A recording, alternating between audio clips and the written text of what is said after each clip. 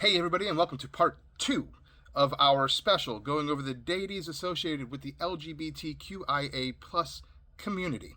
Last time we talked about the Greeks. Now we're going to start heading into some pantheons that we know a little bit more about.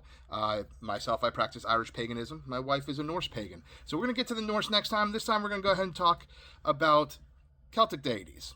Now, as I was able to find, I could not find a single one in the 5 Celtic nations that are associated with mythologically. Okay, and I'm not going to dive into all 5. That's way more research to put into a 3-minute timer. So we're going to talk about the one that I know the most about, and I'd like to say a little bit more than a little about, and that is going to be the Tuatha Dé Danann of Ireland.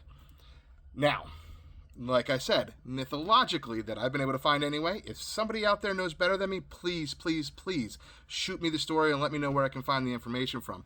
They don't technically have anybody that's associated with on the mythological side.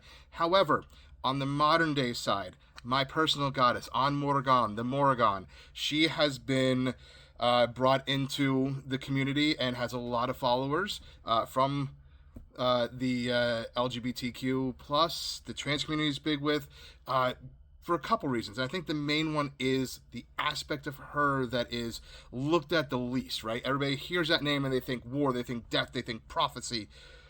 But we have the other one, and that's sovereignty. Okay? So back in the day, back when the gods walked the earth, sovereignty would have meant naming the king, giving authority to the land and whatnot. Today, we look at sovereignty. Yeah, we still look at it on a nation's level, but we also look at it on the personal level. And that's getting to stand up and say, this is who I am. I'm proud to be me. This is what I'm going to do. So on and so forth. So because she's a goddess of sovereignty, she gives us that power to be able to stand up proudly with our shoulders back, say it with our chest, and say, hey, this is who I am.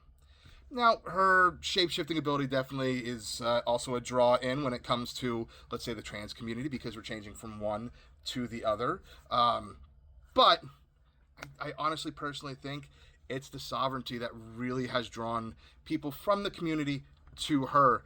And from everything I know, from all of the journeying I've done, all of my research, she is more than happy to have us all in her camp, and she's always going to be there to support. All right, guys, that was part 2. Come back later on for part 3. Our full podcast is going to be launching our next episode this coming Sunday. And, of course, happy Pride.